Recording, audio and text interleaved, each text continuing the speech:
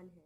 व्रत का संकल्प करके पीपल के मूल में लक्ष्मी नारायण की स्थापना करें तथा जल चढ़ाकर पीपल में सूत लपेट दें।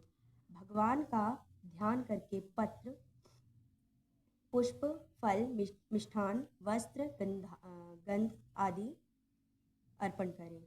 फिर हाथ जोड़कर प्रेम पूर्वक प्रार्थना करके आरती करें तथा पीपल में 108 प्रदक्षिणा करें। इस व्रत को करने से भगवान पुत्र, पौत्र, धन, धान्य तथा सभी मनोवांछित फल व्रती को प्रदान करते हैं। अतः सोमवती अमावस्या कथा प्रारंभ। ठीक है, इसको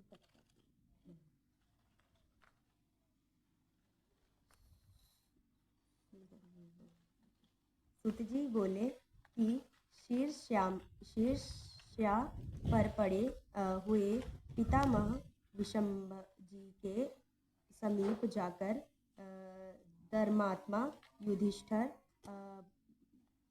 प्रणाम करके हितकारी वचन बोले।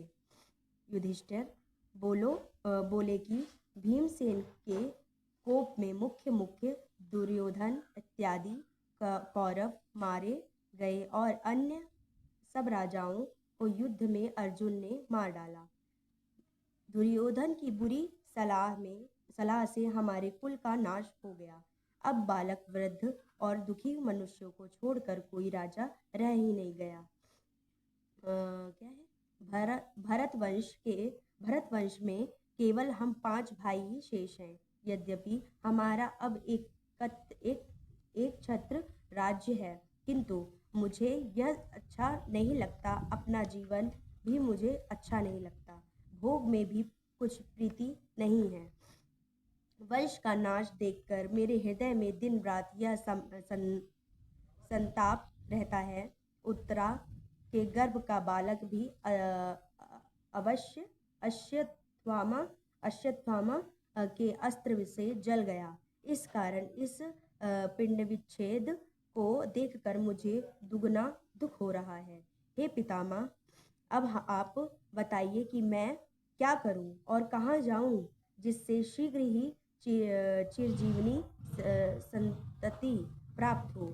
भीष्म जी बोले, हे राजन, सुनो, मैं तुम्हें व्रतों में एक उत्तम व्रत बतलाता हूँ जिसको करने मात्र चिरजीवी संतान प्राप्त होगी। हे अर्जुन, जब सोमवती अमावस्या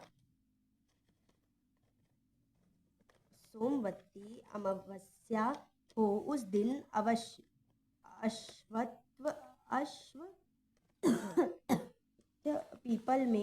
पीपल के समीप जाकर जनार्दन का पूजन करें और उस वृक्ष की 108 प्रदक्षिणा करके और उतने ही रत्न, धातु और फल ले अर्थात 108 रत्न, सोने चांदी के आभूषण या बर्तन, फल और लड्डू, पेड़े इत्यादि मिष्ठान ले और प्रत्येक प्रदक्षिणा में 108 में से एक वस्तु लेकर परिक्रमा पूरी करके अलग रखता जाए। इस प्रकार 108 परिक्रमा में अपनी शक्ति अनुसार 108 वस्तुएं देकर व्रत समाप्त करें। हे राजन, यह व्रतराज सोमवती अमावस्या का व्रत विष्णु भगवान को प्रीतिकर होने से शुभ फल देने वाला है। हे प्राज्ञ,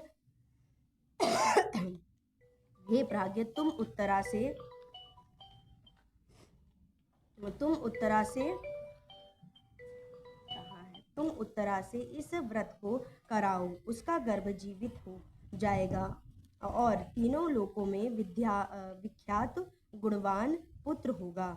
पितामह के वचन सुनकर युधिष्ठिर पुनः बोले कि उन व्रतराज को विस्तार के साथ कहिए, हे विभो, इस व्रत को मृत्युलोक में प्रथम किसने प्रकाशित किया और फिर इसको किसने किया? भीष्म जी बोले कि एक सर्वविख्यात कांची नाम की महापुरी है, जो चांदी के पर्वत जैसे ऊंचे ऊंचे और बड़े बड़े विशाल महलों से सुशोभित है और नगर के नर नारी भी सुंदर वेश से सुशोभित रहते हैं तथा ब्राह्मण, क्षत्रिय, वैश्य और शूद्र अपने अपने कर्मों में लग रहे हैं। अरे चाची भी सांस नहीं लेती यार। ले। मम्मी हाँ का है? अभी दे थी कथा होती हो गई हमारी फिर चुका है।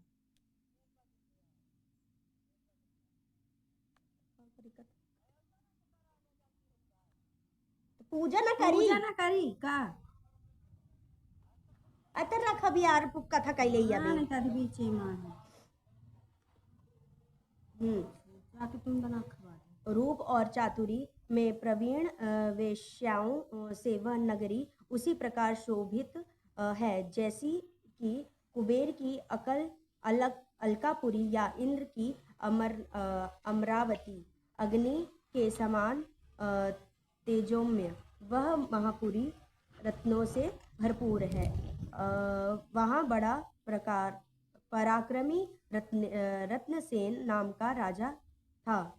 उसके राज्य में एक विख्यात देव स्वामी नाम का ब्राह्मण वास करता था। उसकी रूपलाव्य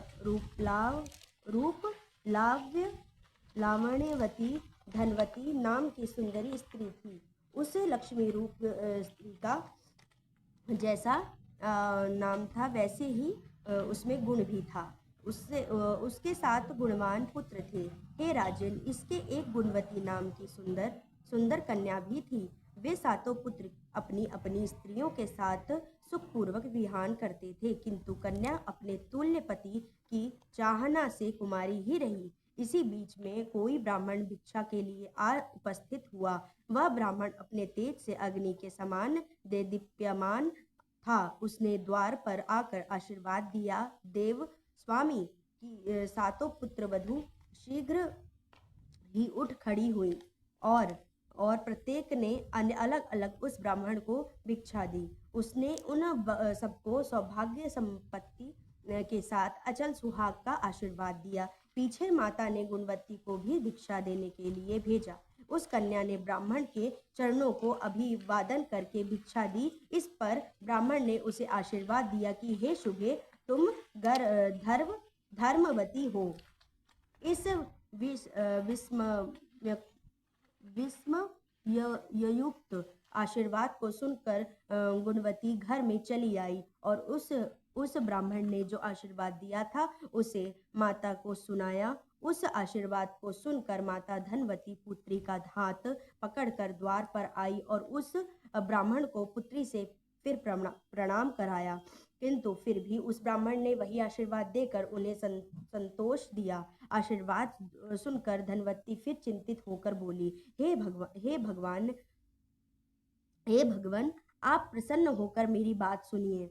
मेरी पुत्र वधुओं के प्रणाम करने से आपने उन्हें अच्छे अच्छे आशीर्वाद दिए। वे आशीर्वाद अचल सुहाग, पुत्र सुख और सौभाग्य के देने वाले थे, किंतु मेरी इस पुत्री के प्रणाम करने पर आपने विपरीत आशीर्वाद दिया कि हे भद्रे, धर्मवती हो। यही बार बार आशीर्वाद दिया। हे विप्रशे, इस आशीर्वाद के प्रयोग करने का कारण यथार्थ रूप से कहिए। ब्राह्मण बोला कि हे धनवती, तू धन्य है। तेरा उत्तम चरित्र भूमंडल में प्रसिद्ध है। मैंने तेरी पुत्री को यथायोग्य ही आशीर्वाद दिया है। यह विवाह के समय सप्तपदी के मध्य ही विधवा हो जाएगी। इसलिए हे शुभे, इसे धर्माचरण ही करने